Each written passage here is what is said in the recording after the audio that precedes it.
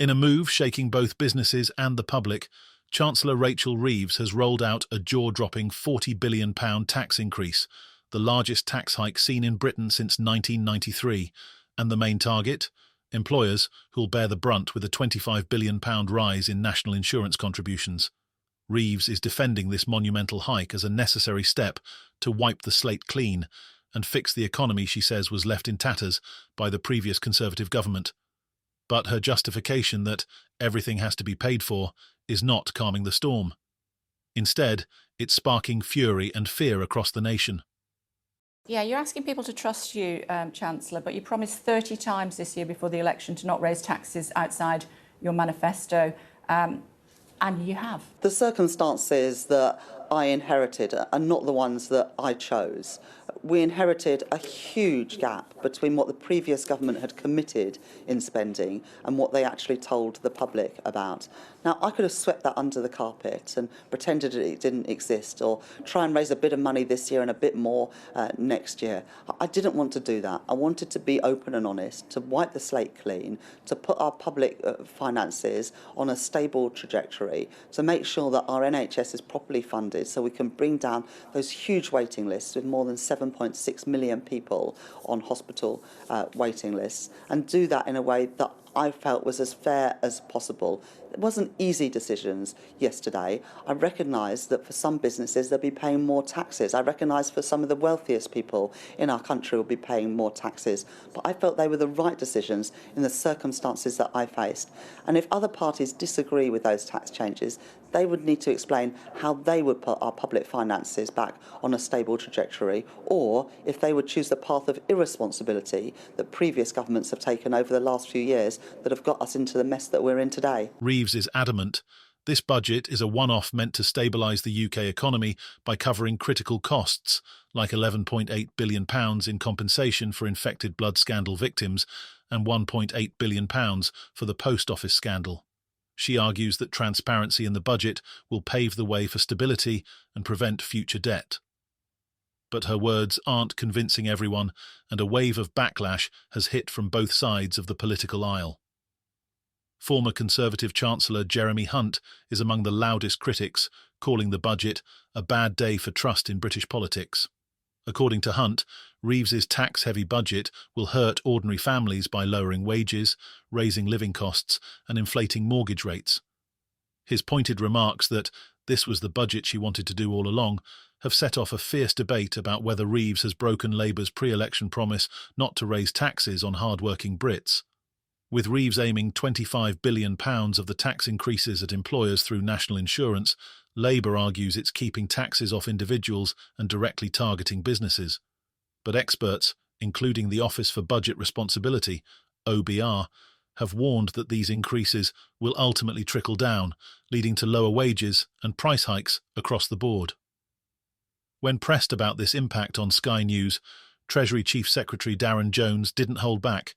He admitted, "Employer national insurance, yes," effectively conceding that employees and consumers would feel the pinch as businesses absorb these new costs. Jones defended the budget's direction, pointing out that income tax and VAT are unchanged, but the nuance hasn't quelled the outrage. Businesses, already stretched thin by inflation and rising costs, are decrying what they call an ambush.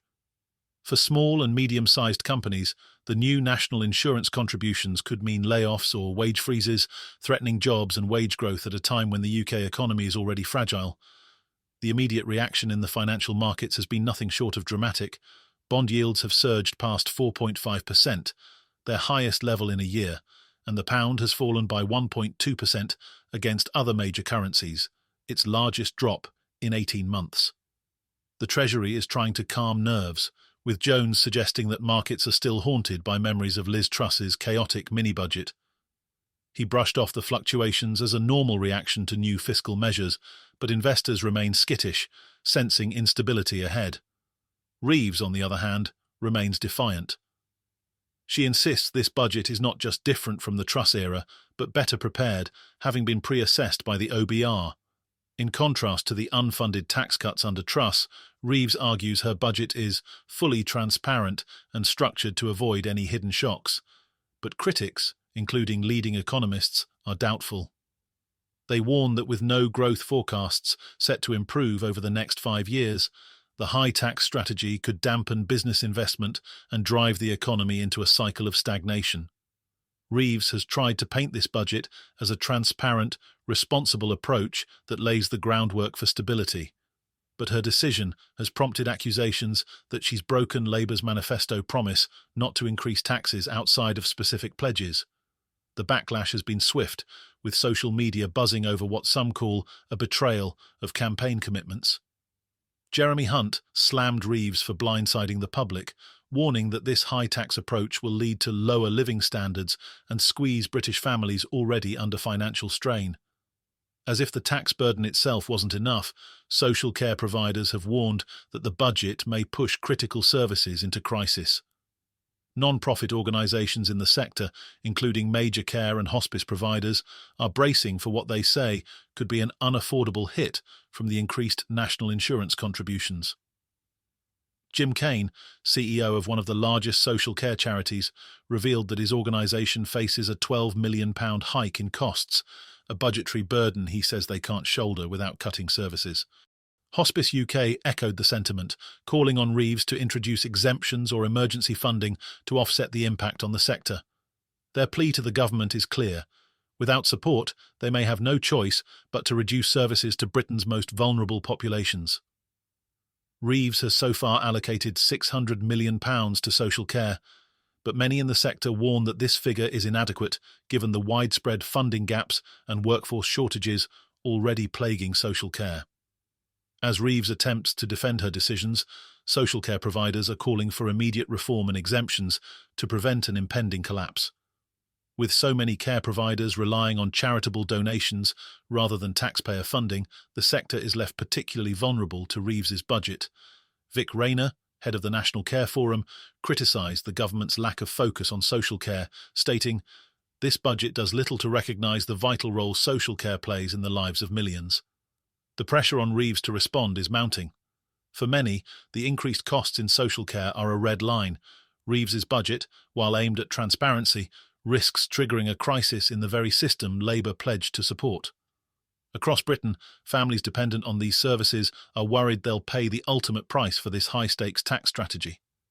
And with inflation still biting, many fear Reeves has underestimated the scale of economic strain her budget will impose. Rachel Reeves may have presented her budget as a path toward economic stability, but her £40 billion gamble is provoking a wave of scepticism, frustration, and even fear.